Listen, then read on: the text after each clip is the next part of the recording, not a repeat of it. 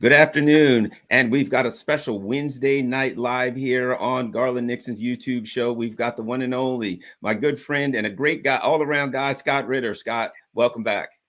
Thanks for having me. Well, there's been questions about our gigantic show. We had about 70,000 views so far with our Saturday show with Ray McGovern. Everyone loved it. It was a great show. Some questions have come about. We're going to talk to Scott, find out what's happening with Azovstal, and get some updates. And we're just going to have a fun time talking with Scott Ritter. Let's chat.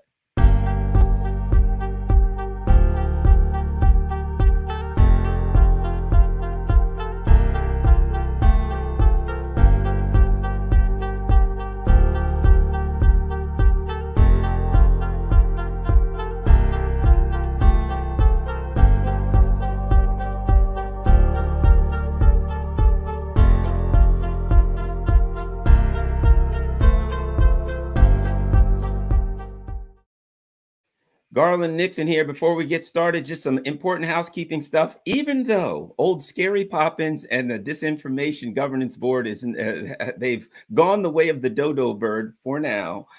We don't know what could happen at any given time with people who are on here trying to be honest and trying to give people an unbiased opinion. So in the comments, you will find my Rockfin channel. For those who can, please click on that, join my Rockfin channel, become a member, so that if any given day you wake up and all my videos are gone, they will be on Odyssey. They're all stored over there. But I'm on Rockfin regularly. I do all of this stuff on Rockfin and some other premium stuff. So please join Rockfin just in case the unspeakable happens. So great to have you back, Scott Ritter. I see you've been busy. I've seen you all over the place. You're a very busy man.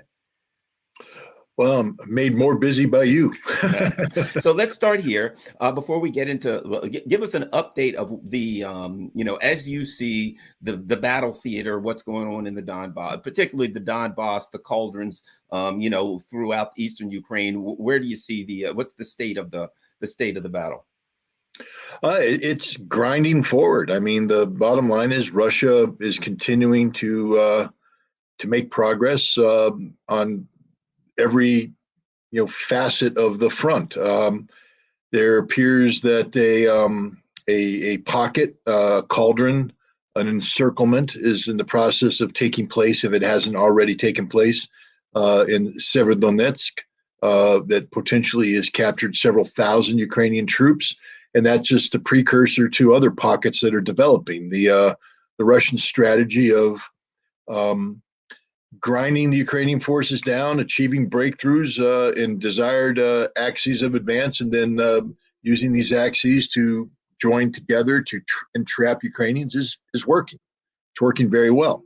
The other part of the strategy is just to kill Ukrainians, and they're slaughtering them by the hundreds, if not thousands, every day. I mean, this is a very tragic reality of this conflict. On occasion, Ukraine does land a few blows.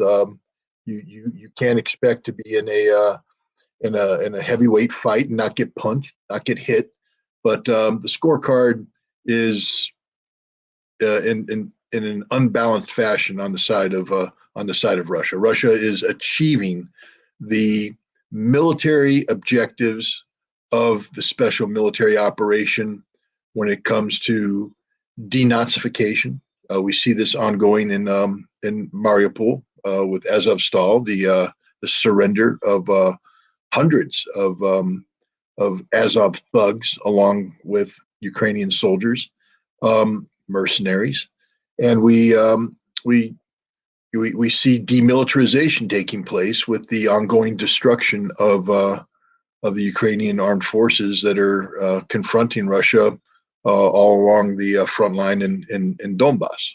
So that's that. But as we discussed, this war has this war has entered into as a new character. There's an old saying that no plan survives initial contact with the enemy. Mike Tyson, wasn't that what Mike Tyson meant when he said everyone's got a plan until he gets punched in the face? Until he gets punched in the face, and then an adage to that is, or an extension of that is. The enemy always gets a vote, meaning that you can come up with what looks like the perfect plan on paper, but the enemy gets a vote. And in the case of Russia's special military operation, the enemy isn't just Ukraine. we've seen that NATO and the United States have become engaged in a significant way that wasn't a predictable at the beginning. Because remember, when this war started, both the United States and the NATO Secretary General said, we are not going to be a party to this conflict. You remember they said, we'll provide these light arms, but we're not going to give you aircraft. We're not going to give you heavy weapons because we don't want Russia to view us as an extension of this conflict. That has changed. Today, Ukraine is being provided with significant quantities of heavy weaponry, including aircraft, including tanks, artillery, etc. The United States alone has provided, since the beginning of this conflict, some $53 billion worth of weaponry, or is preparing to provide. And what's important that is we're in May.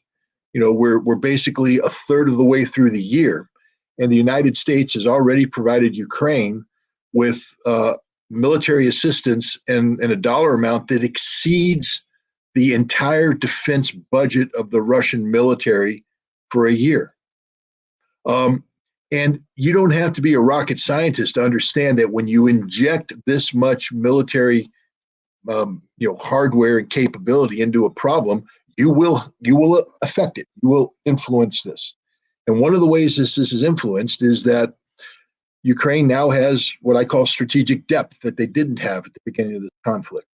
You know, when the conflict began, Ukraine had to train in facilities in Western Ukraine that could be bombed. And we saw that early on in Liverov when cruise missiles struck, a camp that was being used by the International Legion, the mercenaries, and, scores were killed. We've seen that with the ongoing destruction of warehouses where equipment is brought in, stored, and is being destroyed. But what Russia can't strike are the training grounds in Poland and in Germany.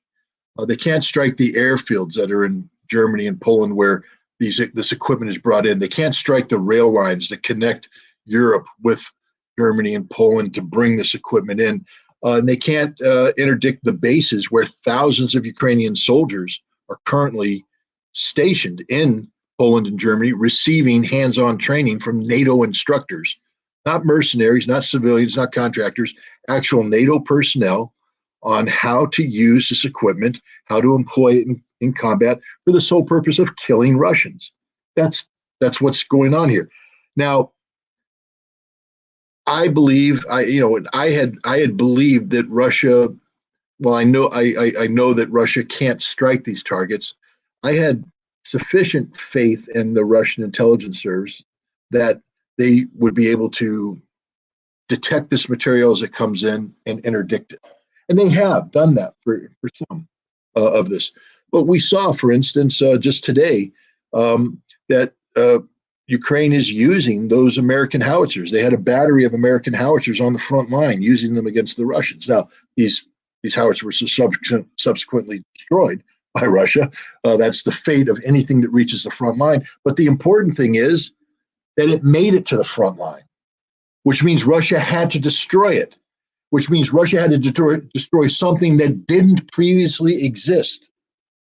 And as long as this material keeps coming in, Russia is going to have to destroy it, which means that this conflict has become more complicated, that the conflict is no longer dictated solely by Russia's ability to destroy Ukrainian armed forces on the front line, but also by Ukraine's ability to receive new material, new trained troops, reconstitute forces. So when we speak of demilitarization, one of the stated objectives of Russia, you can't demilitarize if the enemy keeps reconstituting. You demilitarize when you destroy that which exists. But when you destroy that which exists, but the enemy keeps popping up new units with new equipment, sometimes better equipment, you're not demilitarizing. You're basically like a hamster in a wheel spinning. And remember, this is a hamster that is also suffering casualties. The Russians, the war is a deadly business. And the longer the war goes on, the more Russians are being killed, the more Russians are being wounded, the more Russian equipment is being damaged or destroyed. This is an inevitability of war. It doesn't mean Russia's losing. It means Russia's at war. And when Russia starts with 200,000 troops, at some point in time either have to replace that which has been killed, wounded, taken prisoner, damaged, destroyed, or deal with a smaller level of capability. So let's say you take out 20,000 troops. I'm making this number up. I'm not saying that's what the casualty level is. I'm just throwing that out there. That means instead of planning a war for 200,000, you now have to do the same tasks with 180,000. And if you don't think 20,000 men make a difference in war, you don't know anything about war. And this is what's happening to Russia. So they're winning. They're going to win in Donbass. There's no doubting that. The question now comes, though, when they achieve that victory, under the old special military operation way of thinking, you would have destroyed the Ukrainian military, make the political government in Kiev vulnerable, and it would have been very likely they would have appealed for a surrender on terms.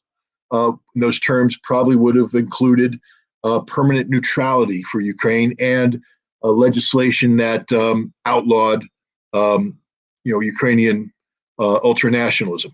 There you got Russia just won. Demilitarization, denazification, and permanent neutrality. No NATO. That's a victory. Now, when Russia takes over the East, you have a Ukraine that's getting tens of billions of dollars worth of weaponry, reconstituting its army. So you no longer have demilitarization. Ukraine's going to continue to fight. The war ain't over. The Ukrainian government isn't about to surrender, so you haven't achieved your objective of getting, a neutral Ukraine. Ukraine is a de facto proxy of NATO. They're the sword of NATO. And denazification, even though you're capturing thousands of or killing thousands of Azov regiment people in Mariupol, they still are fighting in Kharkov. They still exist in Kiev. They still exist in Lvov. So Russia can achieve all of the stated military objectives of the special military operation and have failed to accomplish the meaningful military and political objectives it set out. Is that a victory? No, it's not a victory. Under no circumstances could you call this a victory. A victory is what Russia said they wanted to achieve: demilitarization, denazification, permanent neutrality. And it's not just that. This Ukrainian operation was supposed to create the conditions and circumstances that compelled NATO into recognizing the absolute need for a new European security framework along the lines of the draft treaties that were submitted by Russia in December of 2021. Right now, NATO's not even close to conceding this. In fact, NATO's going the opposite, trying to invite Finland and Sweden into its ranks to continue the eastward expansion of NATO. So if Russia continues to pursue this conflict with the limited resources allocated, I don't see how they win. Oh, that doesn't mean they're going to lose in the Donbass. People go, oh, that means you think Russia's going to lose. No. Russia loses, though, by not winning. Yeah, I know what you mean. To win a war, actually, it technically is when a country sets forth a political objective, and the political objective is achieved through the use of arms. So what you're Right. saying is you can win the war, but if you have a political objective and you have not achieved that political objective, you've won on the ground, but you haven't achieved what you set forth to achieve. Now, let me ask you this: a couple of things I want to throw at you, and that is this. A couple of different things, but let's start with this. I think this is an important one. About in the last week or so, there were a couple of instances where in Kiev, some of the wives and a couple of other places, some of the wives of some of these soldiers started to protest. They were not happy. They were saying, "You're sending our husbands and sons, etc., down here into a meat grinder, and they're not properly armed," or whatever the case may be. Okay. It's easy to say they're just going to keep throwing men at the Russians, throwing them until what? You run out of men. Here's the thing about it. At some point, and when you see the kind of numbers that are the kind of numbers that are of troops that are being lost in the East, at some point, some of these towns and cities through in the West, the women and children, et cetera, are going to say, okay, when are our fathers and sons coming home? And the government's going to say they're not. Well, some of them, nope.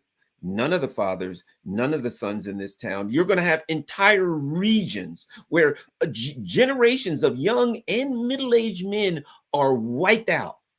And there's the people in the region have to be dedicated to the cause to say, we're willing to keep taking this punishment. So the question is, the West can say that. The government can say, we're going to keep throwing men at you. But with what happened at Azovstal, which certainly will affect, I don't know if it will, but it could affect morale. With what let's say the conclusion of the Donbass with unthinkable, I mean, literally generational issues of wiping out.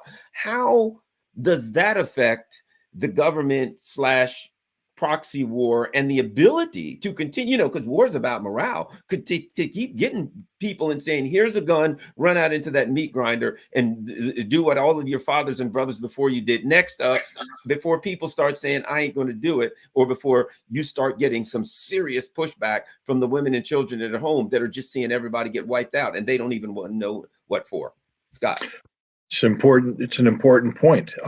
And it's a reality that exists. We can't deny that there have been protests.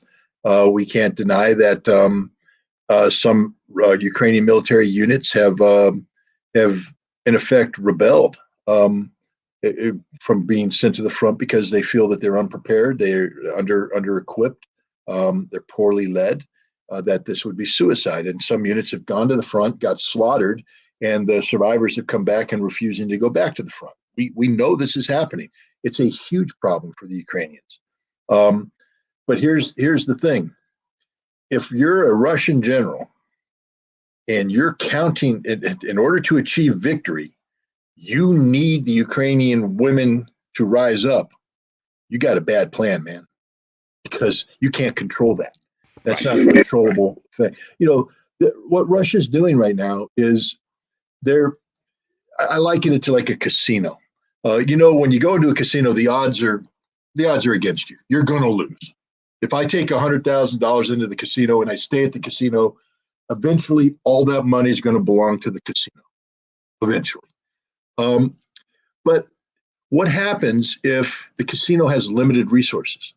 And I'm calling Russia the casino, because Russia right now is in control of a situation where the odds are 100% in their favor, meaning that the longer this goes on, the more inevitable a Russian victory becomes, unless the casino has limited resources. And now, if I'm playing the casino, I will put money down, lose, I'll double down and add. So that if I win, I make money. I lose, I double down and add. And if I keep putting enough resources on there, odds are eventually I'm going to win, and the house can't cover it. The house is going to lose. This is what happens when Russia sticks with 200,000 men. Because now you're in a competition of resources. And the question is, who's going to fold first? Now, if Russia were to escalate and increase the amount of resources, there's no way Ukraine can win. But when Ukraine is looking at a situation where at least the perception is that Russia is strained, that allows people maybe to hold on to the hope of victory, that if they just grind it out. And sometimes when you've suffered so many losses, it becomes harder to disengage as a nation. And we may have reached that point where Ukraine has suffered so egregiously that it's politically impossible for Ukraine to back out. I'll give you an example. In 1914, the Russians fought a big battle in Tannenberg in Prussia. And two Russian armies were annihilated, huge losses. But did Russia fold? No. The Russian people absorbed the loss, allowed a new mobilization to take place, and continued the fight. They weren't ready to quit. Now, they folded years later when they reached a culminating point. But I don't think, because we've seen some demonstrations in the street, that the Ukrainian people have reached that culminating point. And I think that the danger for Russia is to continue to allow this casino to operate in an underfunded status. they need to increase the resources of the House so that the House can absorb whatever bet the other side puts on the table.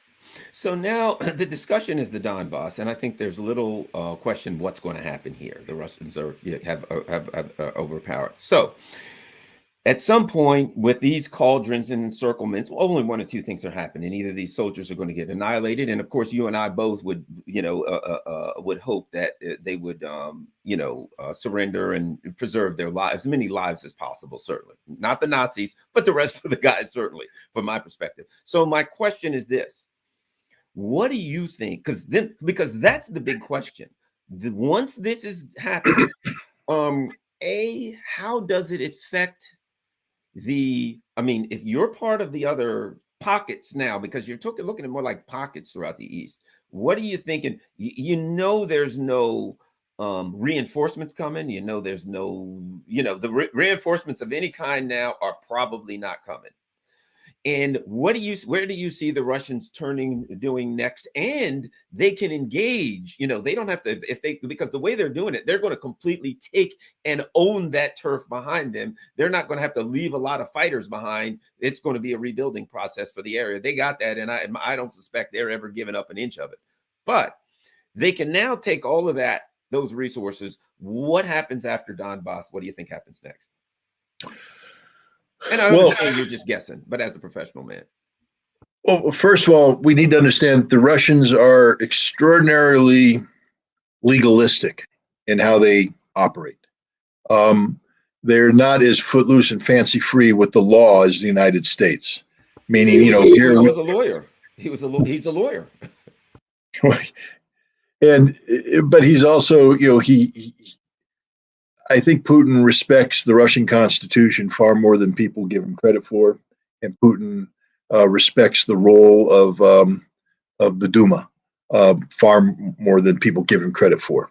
And there's a reason why it's called a special military operation, because that has specific legal consequences and limitations. It's not general war. It's being fought specifically to liberate the Donbass. That's the stated military objective. They've added to that the security of Crimea and the Donbass by creating a land bridge that connects Crimea with the Donbass and expands Crimea into the Kherson region for water security. A lot of people don't realize that prior to this, the Ukrainians had shut off the water supply of fresh water to Crimea, and there was a huge water crisis. And so one of the objectives of this was to alleviate that water crisis, to seize control of the source of water so that the Crimeans will never again be denied water by the Ukrainians. Russia has achieved that objective. Once they finalize the victory, right now Russia has some latitude from under the special military operation to strike in areas outside of the Donbass because it influences the battle inside the Donbass. But once the battle of the Donbass is decided and Russia has won, the special military operation is over. And in order for Russia to move beyond that, Putin was going to have to redefine this operation. Either he has to go to the Duma and restate a new special military operation, or he's going to have to go and get a declaration of war.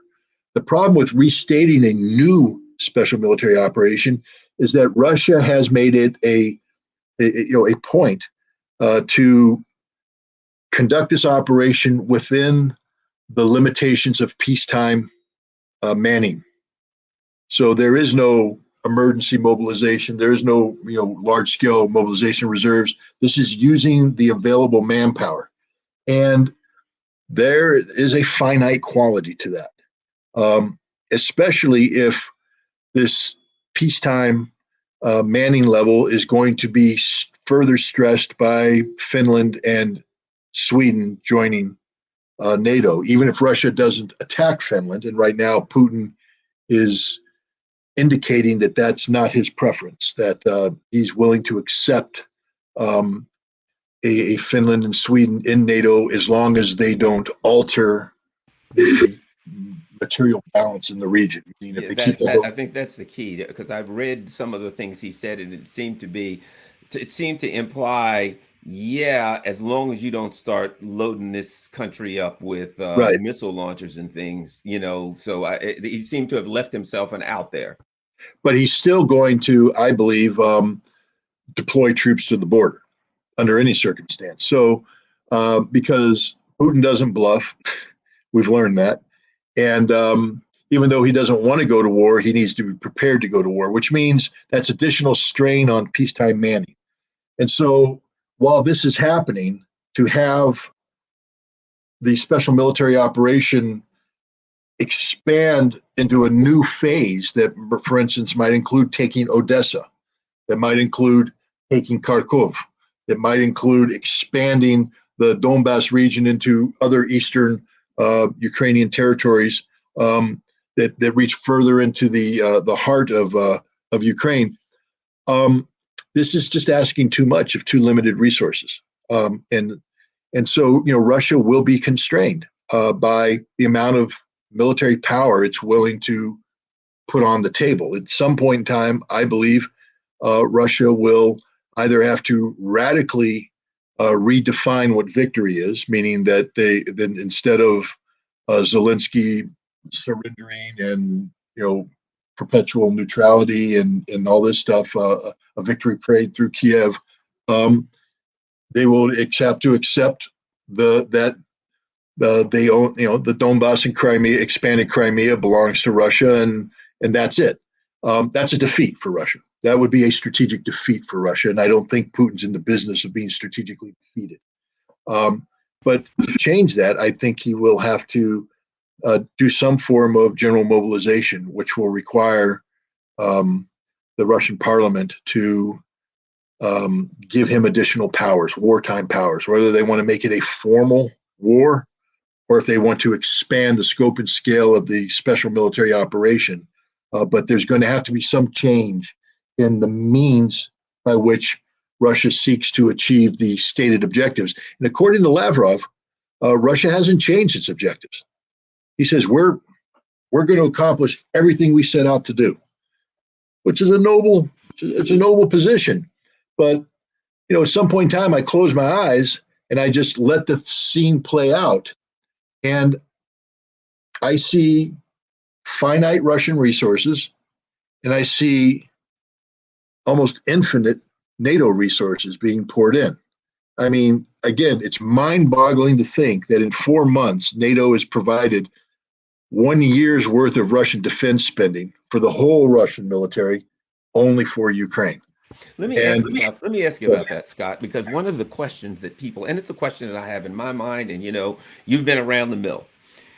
When you look at the kind of numbers of, go to Vietnam, we poured unthinkable numbers in there. And of course, that it didn't work out. And Afghanistan, I mean, we left billions in there. We spent, so what happens is, to some extent, these military ventures become money laundering operations. And you get a lot of people making a lot of money, and a lot of that money, the greater part of it, never makes it into the battle theater, and we end up losing a war to a bunch of guys in 2004 Toyota trucks all too often. That has been the history. So don't you have to take into account the corruption, the inherent official corruption in that the money's going to Raytheon and Lockheed Martin and all this overprice? So, how much do you have to take it into account? And add this. And you and I both know, being trained in weapons and things of that nature, I heard that you went to Anniston, Alabama, to the I was at the same thing, to the base there at Anniston, Alabama. I went to that training also. Cobra. WMD training. But we didn't walk through the big tanks with the VX gas and all that kind of stuff. Oh, okay. All right. But that was pretty interesting. Did you see the big chair in Anniston? They had a giant chair, the biggest chair in the world. That was supposedly their big draw. But at any rate, I digress. Was that in the town? They didn't let us into the town. They didn't let us into the town. Yeah, yeah. We went up. We Well, were, we we got were, we were, we were chained to the base. okay. Yeah, I got a tour through the town. But at any rate, my point being, the issue of corruption, the issue of weapons are all good and fine, but in modern warfare, weapon you just don't just hand a person a weapon and they fire it and they win the war. You know what I mean? And combined, this Yeah. is very highly technical warfare with mathematical formulas and air cover and all of these things. And you can have inferior weapons with a superior fighting force and a better trained fighting force, and you're going to win. So how do you factor in some of these weapons are new, some of them are untested, a lot of the people don't know how to use them, there's going to be a corruption, there's a lot of things to factor in here that are not going to work on behalf of NATO just throwing money and weapons again at a problem and thinking that gives you a victory, because I have yet to see that happen. No, and these are all fair points. First of all, let's understand that when we say talking purely dollar amounts, to say $53 billion versus, Russia's $48 billion annual. Well, the Russian military budget is being done in a systemic, planned fashion that is designed for maximum efficiency. The $53 billion, on the other hand, there's nothing efficient about it. It's being rushed through. So we have to spend a lot more money to get reduced impact. I mean, there's a lot of waste, fraud, abuse, corruption, etc. So even though it's 53 billion, it's not really 53 billion. It's maybe even half that. That's still some of it is going to build up. Some of it is going to build up Eastern European other militaries, and I mean, it's all over the place. It's all over the place. Yeah. But now, early on when NATO first started providing this equipment, there was a rushed aspect to it. Rushed training. Train the trainer was the thing. We trained a handful of Ukrainians who then bring it into Ukraine and train their counterparts. That's shifted, because by bringing them in and training their counterparts, they're getting wiped out by the Russians. So now all the training's taking place in Poland and in Germany. And because of the willingness of Ukraine to sacrifice lives for time, these troops are getting more detailed training, more hands-on training. They're getting training that actually replicates the kind of training that we would give American troops or NATO troops on handheld equipment, which means that Ukrainian operators now have a level of competence that they didn't have previously. So this is also, adds to the, to the value. So there's a trade-off here, but, at the end of the day, as long as Ukraine is willing to sacrifice lives for time, the time that is being spent is building a more capable Ukrainian army. And now what we've also found out is that the United States, and I believe I know how they're doing it, and I'm not going to say how I think they're doing it, because I'm not here to get Americans killed.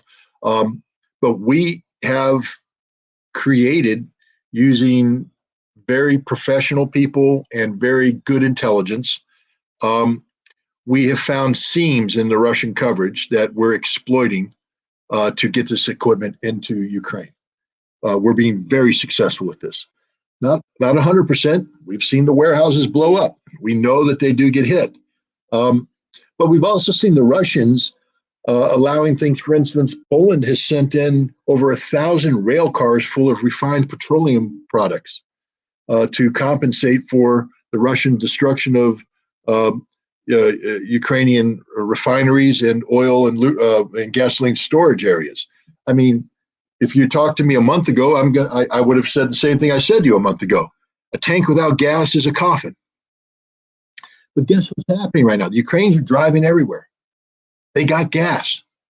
It's not coming from their own refineries because they've been blown up.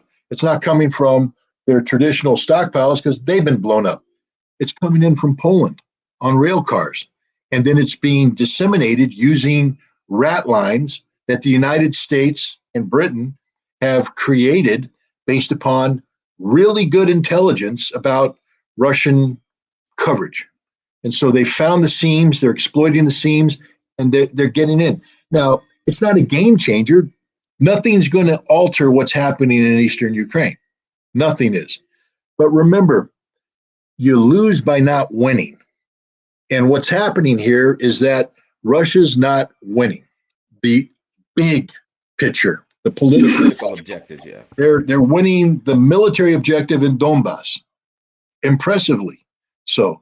But you can't talk about demilitarization when for every brigade you destroy on the Eastern Front, which should be irreplaceable, a new brigade comes in with better equipment, better training, and is able to function because they have gas.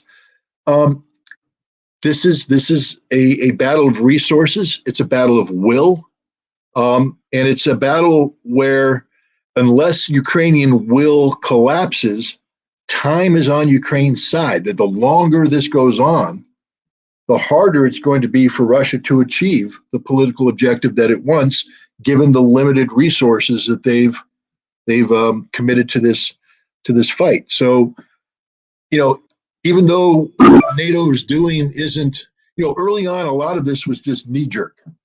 Oh God, we need something. 200 M113s. Send them now. Send them now. 200 T-72s from Poland. Send them now. This rushed aspect. What I see happening though is NATO's calming down. They're calming down. They've built infrastructure. Again, the strategic depth that Ukraine now has in Poland and Germany is a game changer. It doesn't mean it's a game winner. A lot of people go, "Oh, you game changer, you flip flopped." Nope. I'm just saying that there are new fact sets available today that weren't available before. This is a game changer. This is like having, a rookie quarterback on your starting football team, and he gets hurt, and you replace him with Tom Brady. It's a game changer. You just change the dynamic of the game. It doesn't mean you're going to win the game, but it means your opponent now has to deal with something they weren't dealing with previously. And Russia now has to deal with a strategic depth to Ukraine that they didn't have to deal with for the first 2 months of this conflict. They have to deal with a more measured, professional approach of NATO to train and equip the Ukrainian forces that didn't exist. Where in the past, they used to rush equipment in that the Ukrainians couldn't maintain, weren't trained to maintain, didn't have the ability to maintain. They're now training the Ukrainians to maintain it, and they're giving them the ability to bring the sustainment into Ukraine. Now, when they get on the battlefield, they die. That's just the reality of it. But they're getting better, and they sometimes have an impact. We already see that with Russia's reduced capability, that Russia had to thin out the battle lines in Kharkiv, north of Kharkiv, to get sufficient troops down to be able to sustain the pocket generating pressure on the Eastern Front. Now, that's not the end of the war. Military forces always thin out lines that aren't important. They withdraw, et cetera, et cetera. But the point is, Ukraine, this far into the war, still has the ability to generate forces capable of offensive military action. They couldn't do this a month ago. They could not do this a month ago. There were no significant counterattacks by the Ukrainians a month ago. Now there are brigade-sized maneuver forces using combined arms warfare as a real army does. How come Ukraine still has a real army that has gas to fuel its vehicles, that has modern artillery with counter battery radar functioning? Why? Because it's being rebuilt by NATO as we speak. Russia's already destroyed many of those forces in the north. They don't live long against Russia. Even against a thinned out Russian force, Russia finds them, fixes them, and then there's the final F, destroys them. And that's just what's happening. They're not winning. All right. One other thing I Fight want to is still going on. I mean, it's not ending. one more thing I think, because I know it's night and late at night. I don't want to take up all your time, but this is important. Now, you got two sides here, and you got time. The other part is the political economic war. There's a kind of, you might call it a war of attrition going on the battlefield, which, needless to say, they can throw stuff on there into the battle theater and Russia can destroy it. The question is how long can they keep throwing things into the theater, and can they do that effectively for how long, and et cetera? Can they increase their effectiveness, et cetera? Now, here's the question from the other side. I've read a number of places that Mario Draghi from Italy was talking to the Biden administration saying, we need a negotiated settlement, that there are cracks, shall we say, in the EU and NATO. There are leaders saying we need a negotiated settlement. And what's going on is the economic numbers, due to blowback from the economic war of attrition, are, I put it like this: it's the equivalent of what's happening to the Donbass, the troops in the Donbass in a cauldron. The leaders in Europe are in an economic cauldron, and I'm seeing the numbers in Germany were first unbelievable numbers, and the Russians have got to win. We're supporting the war, giving more troops. Those numbers are start to get going to 50. Bottom line is the numbers all over Europe are starting to go down. You can't maintain a war if people don't have bread, if people are saying, I can't pay the bills. And now people are starting to say, the leaders in Joe Biden, which I'm looking at it now, I don't see how any of these their parliamentary systems on any given Tuesday, any one of them can drop. I don't see how any of these governments throughout Europe, other than say Hungary or a couple of places like that, can stand. How can the Biden administration hold together their political coalition under the kind of economic pressures that these people are getting? And you're seeing it start to happen here with the gas prices, et cetera, at home. People are hitting the ceiling over this $40 billion. That's not going over good at all. And let me just say this, Scott, I'll say this. I'm in a Black community. People who said to me, Garland, you got to vote for Biden. And you know me, I'm like, oh, I'm not voting for it. Are you kidding me? You think I'm voting for this guy? Not happening. Oh, you've got to do the right thing and stop Trump. These are Black people who vote, vote reliably for Democrats, are saying to me, yeah, I'm sorry. I've had people say to me the words I never thought I'd hear in a Black community. We were probably better off under Trump. When you hear that, the Democrats are in very serious trouble. So how long can politically, because, we talk about the Russians' time. The economic numbers are horrifying okay, so talk about that, Scott. What are your thoughts there? Well, I mean, let's just boil it down to as simple an equation as possible. I'll call it the price of diesel gasoline, or the diesel fuel. All right. That's the whole story. I mean, yes, we can talk about natural gas but the bottom line is, look at why the US market tanked today. It tanked today because Walmart and Amazon and others can't afford to do business. They're going, we can't, it's not about we can't stay in business, because it's all about supply chain. It's all about, America and Europe has operated on a razor thin margin of economic efficiency. There is no fat, there is no depth, there is no reserve. It's about bringing stuff in and getting it to the market in the quantities necessary to meet immediate demand. And then if demand raises, you can get more in. If demand diminishes, you bring in less. But it's all this finely tuned stuff that is married to truckers on the road. That's what makes America work. That's what gets our food from California to New York. That's what gets the goods from Long Beach, California to Ohio. Truckers.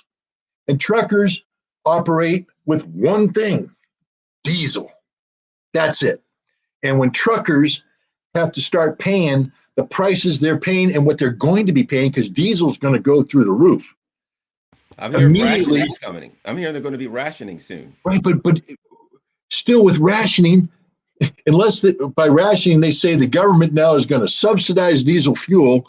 We're going to ration it, but subsidize it, so the truckers who win the coupon only have to pay $2 a gallon.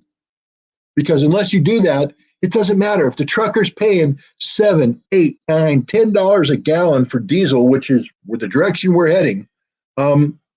the economy stops. It ceases to function because you know what? Walmart's not in the business of benevolency. They're not here to be nice to the American people. They pretend to be, but they're here to make money, lots of money. And right now, they're not making any money. They're breaking even. And if the fuel prices go up, they're going to be losing money. And you know what happens to a business when it loses money? It shuts down. It's done. Sometimes it goes away forever. So this is what's happening. And it's happening in Europe too, because Europe operates under the same concept. Diesel is the backbreaker, just like natural gas is. I mean, right now they're playing games with natural gas where the U.S. is in effect subsidizing it. I mean, but what Europe needs to understand is they just passed this fancy 210 billion euro, energy plan on how to deal with decoupling ourselves from Russia. Wonderful plan. We got this great thing, big arrows, lots of PowerPoints, boom, boom, boom, boom, boom. And what they don't say in there is what happens to the plan when the U.S. stops underwriting, subsidizing, and you got to pay market price. Because you want to know why the price of gas is so cheap? Because Russia was selling it to you cheaply, because Russia had an easy way of getting it to you. But now you're going to be dealing in a market where Russian gas is going to have a harder time getting to China until they build a new pipeline, et cetera. So there's going to be increased demand on the gas, especially since everybody is now trying to transition to natural gas to meet their ecological climate change requirements. So with all that demand, what happens to the price? Through the roof.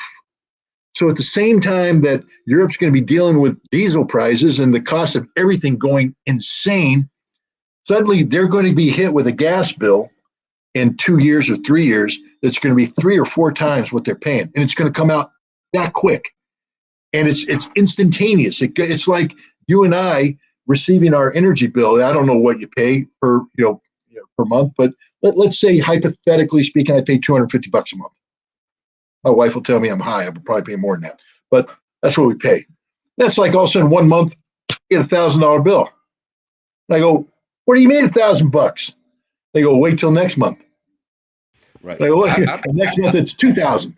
I'm reading a thing, Scott, that's saying that by next winter, that in a lot of European countries, that basically people will not, the average person won't make enough money to pay for food and fuel. Just those two things. Forget about those two things. So the issue of time, there's the time on the bat, and how long can you keep pumping money? Yeah, we're going to give another 40 billion, 500 million, whatever. And the people at home are saying, whoa, we're hungry and we're cold. And there's one other factor that I think is of great consequence. And you're loaded with 6 million refugees, and they're hungry and they need a place to stay. I mean, I think that, yes, Russia is facing some issues in that they're pumping money in, but I think Europe has some existential issues outside that, not on the battlefield, that can basically wipe out any of these government. Some of these governments, I think, are just going to drop like that. They're going to face no confidence votes and shut down when some of these numbers come in. And how do they continue to push this thing?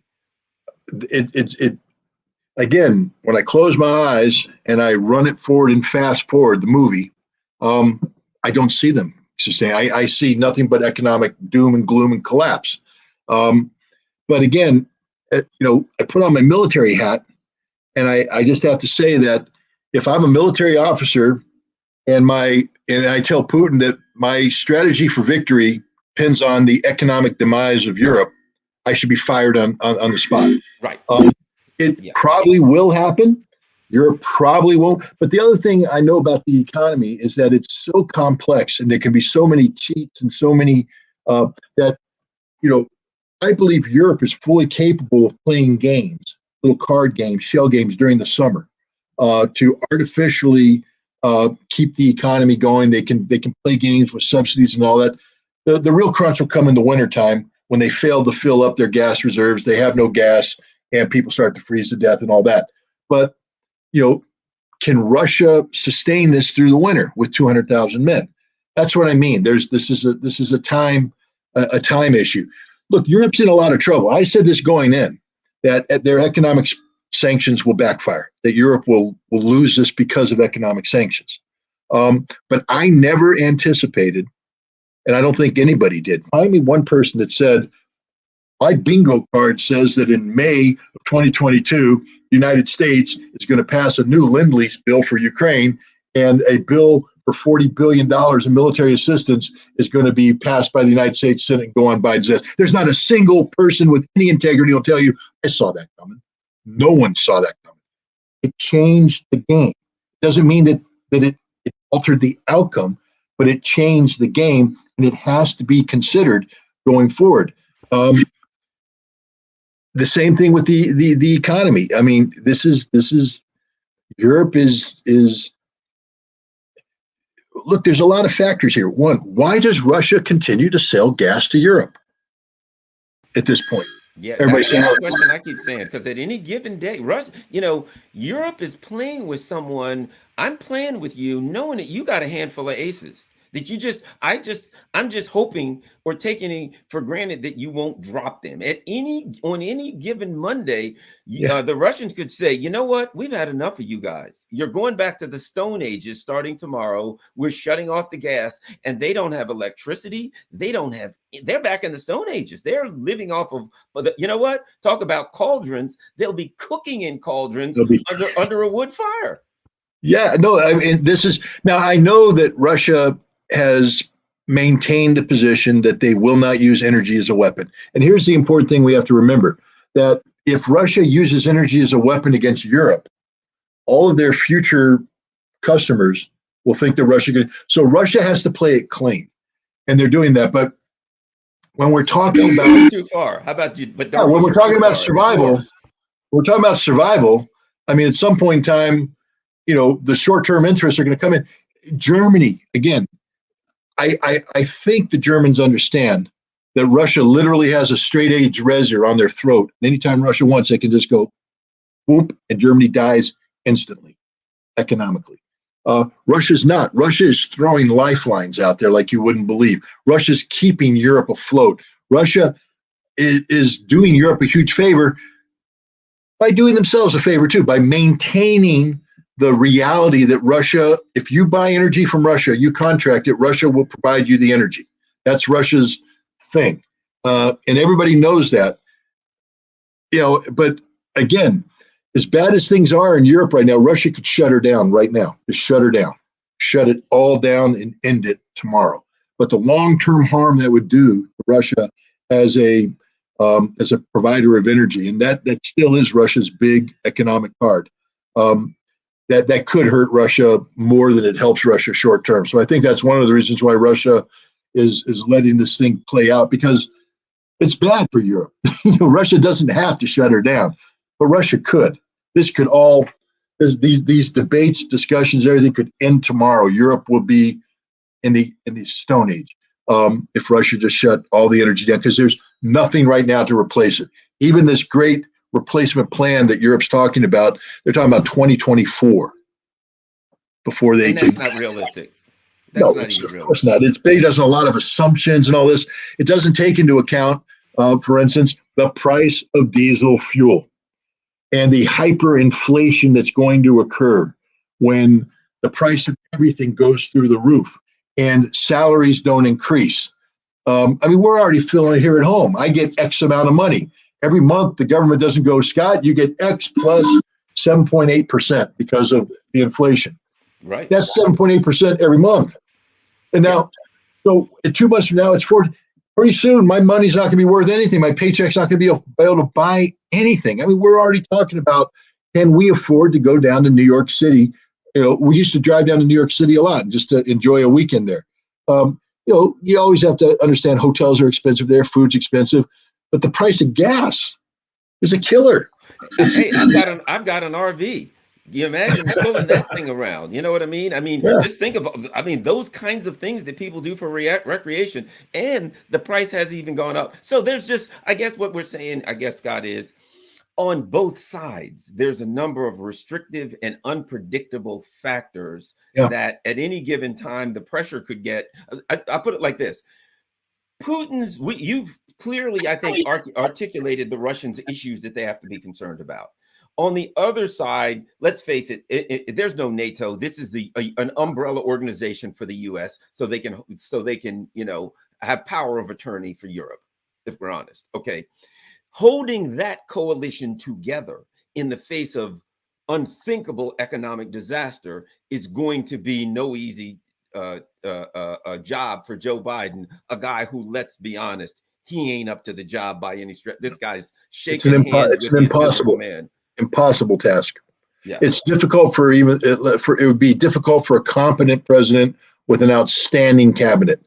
It's impossible for Joe Biden and one of the worst cabinets in modern history. Well, thanks a lot, Scott. I really appreciate you coming on, taking your time up, and we've been here for almost an hour here this time of night, and I appreciate it, man. And you do a great job, and you're an honest guy, and you give us, I think, an unbiased insight, because everybody wants to, whatever side they are, they want to hear the good news, and I think you give a very unbiased insight, and I appreciate it. Well, thanks for having me. All right, man. Well, I'll talk to you again soon. Keep in touch. Okay. All right, the one and only Scott Ritter. Before I go, let's see if we've got some super chats. That's important. We got some super. Oh, I saw one. And Iris, God knows Enamorado says, in Donbass, Ukrainian soldiers don't want to fight any longer. A lot surrendered today. I think that's going to be an issue. I agree with you, Iris. That is going to be an issue. There are a lot of soldiers, the issue of morale, and a lot of soldiers that are going to be facing, disastrous fire from artillery, etc. I think they're going to have some real problems with holding that together. And after this Donbass operation ends, a lot of the other soldiers in the military, I think, are going to be looking over their shoulders, saying there's nobody to bring. There's no extra anybody coming. There's no extra soldiers, no extra ammunition, etc. So I do think they're going to have a big problem after they lose this. There's some more out. I know. I saw some colorful. Oh, here's one. Here we go. Optimist Princess says, Princeps, what happened to Finland if Turkey vetoes its NATO bid? That is a tremendous loss for NATO, period. And Finland will have made a horrific mistake, because Finland benefits from having a reasonable economic relationship with Russia, and having a fairly, a neutral military relationship with Russia. And they're throwing it all out the window. If they don't get in, they got big problems. Keep in mind, there's other countries. Turkey's not the only country. I suspect, knowing Erdogan, I would suspect that Erdogan is bargaining for what he can get. So, I'm no big fan of Erdogan. I know how he plays the game.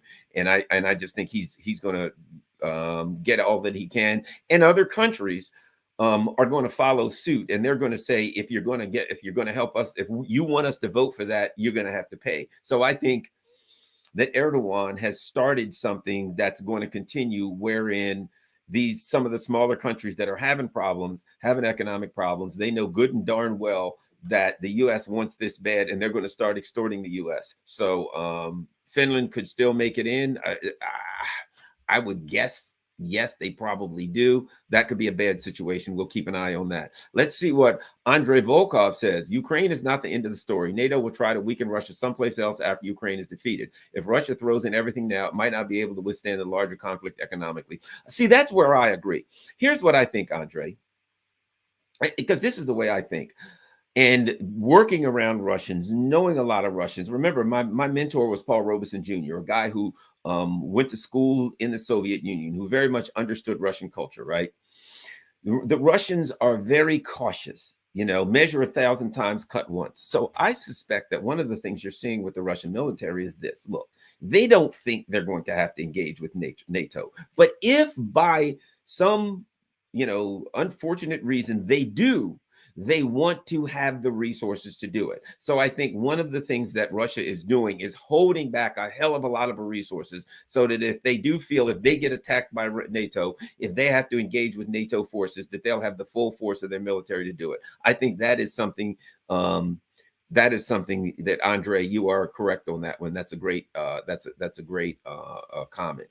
Let's see. Let's look for another. And if you have other, just do a super chat, and we will answer that. We've also got some people over there on Rockfin. Don't forget, everyone, join my Rockfin channel, rockfin.com/Garland Nixon, because I'm on there and they could toss me off here anytime. Also, on Rockfin, I do my COVID stuff. I do is all premium, which means you have to pay the $9.99 a month, but that's just not for my channel. On Rockfin, if you pay $9.99 a month, you can see premium on any channel on Rockfin. So rockfin.com/Garland Nixon.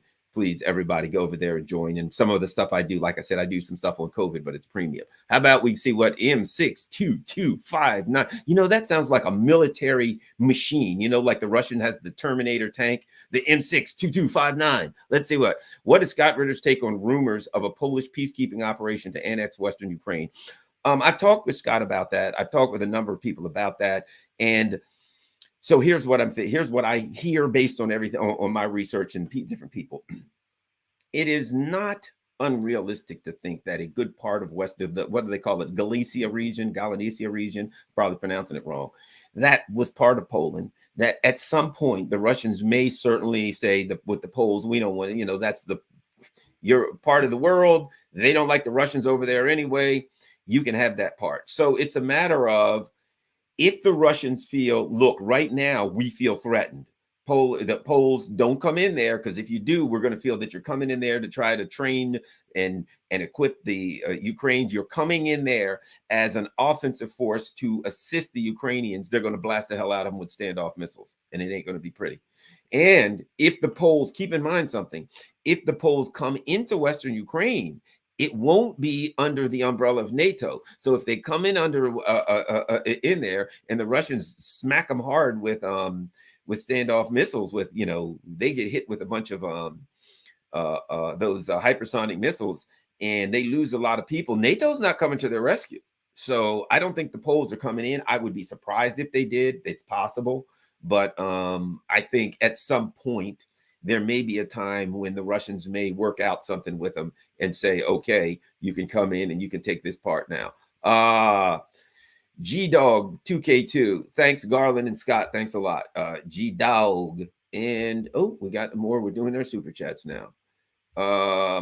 Isabel says, oh, thank you, Isabel. Anything else? We got more. Channeling Tank. There's people doing super stickers. I'm just looking. Are there any questions? Okay, here we go. Sir, just like you, I was a U.S. Marine. I'm so proud of you. You're truly a brave man. Thank you for everything you're doing for us, true hero. That is Scott Ritter. He is a hero. And the thing that's great I like about Scott, and that is he's honest. The man is honest. You know, he's going to tell you what he thinks, like it or not like it. He's going to tell you what he thinks. He's going to give you, he's not going to be right all the time.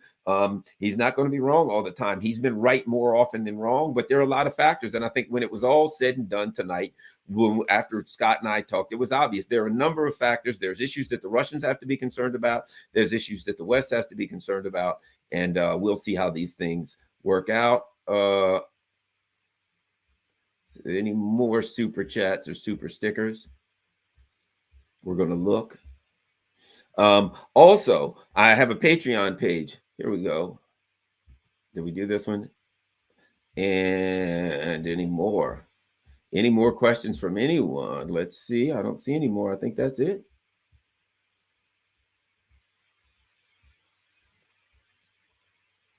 There's a super sticker.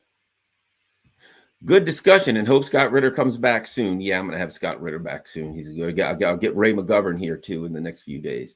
I'm still setting up for Saturday. Anything else? I appreciate everyone.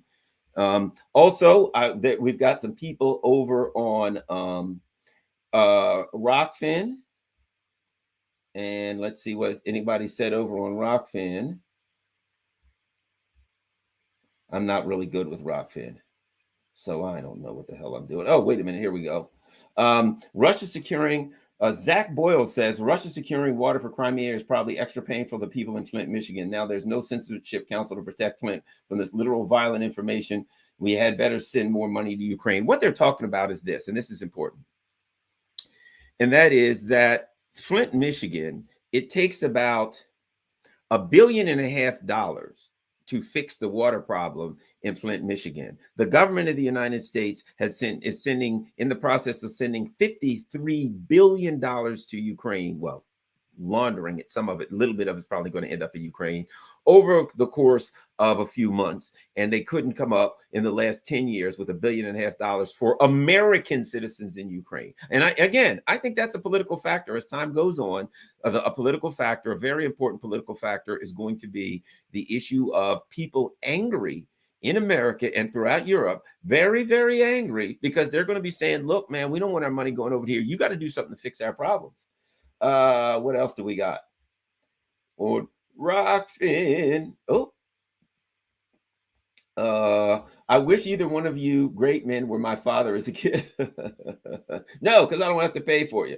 All right. Well, thanks a lot. I certainly appreciate everybody. Also, don't forget, I've got I have try to get this, figure out what I'm doing.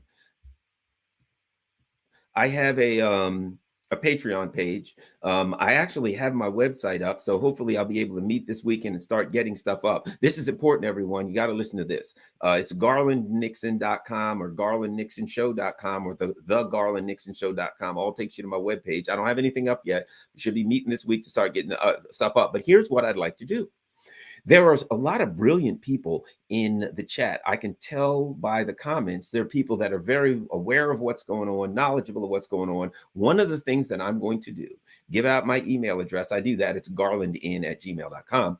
But when I get my site up here shortly, completely, you can go look at it. It's just bland right now, blank. But I just had the Garland Nixon show or something. But what I'd like to do is I would like people who are involved in the chat, involved in my Patreon page, involved in Rockfin. I would like to see some people start writing, like a 300-word article and send it to me. And so that my page, yes, I'm going to put my videos up. Yes, I'm going to put links to important stories up and links to videos and important stuff. But I would like to be unique in that I'd like to put a lot of articles up from some of the really smart people in the chat, like Chicken Patty is an example, but some of the really smart people in the chat, some of the really smart, knowledgeable people. I'm sure some of you people can write articles, send it to me, and who knows? I may get some of these articles up, and people, before you know it, you may hear from somebody who says, hey, man, come write for my website. This is great. That's how people get discovered. And there's a lot of smart, knowledgeable people. So when I get my website up, I'm going to put up a specific email address for people to send their articles to me. I'll review it, get back to you, and I'll get it up. And who knows, if people keep contributing, at some point I'd like to be able to pay, even if it's only $50 or $100 an article. At some point I'd like to be able to pay people when we put an article up, because that's important to me. I don't think it's good to ask everybody to do everything for free. I'd like to get to a point where we can put articles up, and if you get an article and I'm like, that's a good article, we can actually pay you for an article. How awesome is that? And because people are out here doing the chat thing, doing the super chat, doing tips on Rockfin, etc., that's going to help. That's allowed me to get my site up, allowed me to get, do the things I need to do to get this thing going. So we're going to have a good time. Meanwhile, thanks a lot. At Garland Nixon on Twitter, follow me. Garland.Nixon on Instagram. Just plain old Garland Nixon on Facebook. Keep in mind, I'm suspended for another 6 days. I'm suspended for 16 more days on Facebook and Instagram. They're crap, garbage places anyway. Actually, believe it or not, I'm suspended because I put up an NBC News article about Nazis in Ukraine, and I got suspended for doing that. NBC News isn't suspended, but I am. But at Garland Nixon on Twitter, garlandin@gmail.com. Don't forget, I'm on Telegram, Garland Nixon. I am on Telegram. Follow my Telegram channel. Definitely, you got to follow me on Rockfin, because Scary Poppins and her crew, they may be gone now, but here's what I suspect. I'll tell you what I really suspect before I go. I don't think the idea for a government disinformation board is gone. I just think the mask, the face of it is gone. So I think what they're going to do is say, we're not going to have a formal government disinformation board with a formal leader, but they're still going to do it. In fact, they were already doing it. They were already influencing online. Jen Psaki admitted a while back that they were looking at specific Facebook posts during COVID, and they were contacting Facebook and social media to say, take this post down or that post down, which I think is unconstitutional, but whatever the case. So they're not going to stop doing it. They're just not going to have this lunatic, idiotic cartoon character leading the Ministry of Truth, but they're still going to have the Ministry of Truth. It's just going to be underground. And you know what? In some ways, maybe that's worse. In some ways, maybe it'd be better off if that were there and we could see it. As opposed to, my dad used to always say, I prefer a rattlesnake over a copperhead. A rattlesnake rattles, you can go around them. A copperhead keeps his mouth shut. You walk up to him and he just bites you. So maybe we're better off with the Ministry of Truth than we are with a quiet, clandestine Ministry of Truth. I don't know. At any rate, all 914 people, before you leave, smash, as Alex Christophorus says on one of my favorite YouTube channels, The Duran. I like The Duran. I like Jimmy Dore. I like PTE Politics. That's a good one. A guy named AJ from England. He's hilarious. PTE Geopolitics. Dr. David Walalu, who's got Geopolitics in Conflict, his show. There's a lot of good stuff out there that I enjoy. So at any rate, thanks a lot, everyone. And go to smash the like button, as Alex Christophorus says, and at the Duran, love the Duran. You got to follow Alexander Mercouris. Let me tell you, I met Alexander Mercouris in London, and he is truly as nice a person and as wonderful, him and his wife both. And when you listen to him, he seems like a brilliant and a really nice guy. When you meet him in person, he is every bit the quality individual as a human being that he seems to be when you listen to him on the Duran. Free Julian Assange. Free Julian Assange. Smash the like button. Go to my Rockfin channel and make sure you subscribe. And if you can afford the $9.99 a month, I'd appreciate it if you become a member. Oh, one more thing. Free Julian Assange. Peace. I'm out.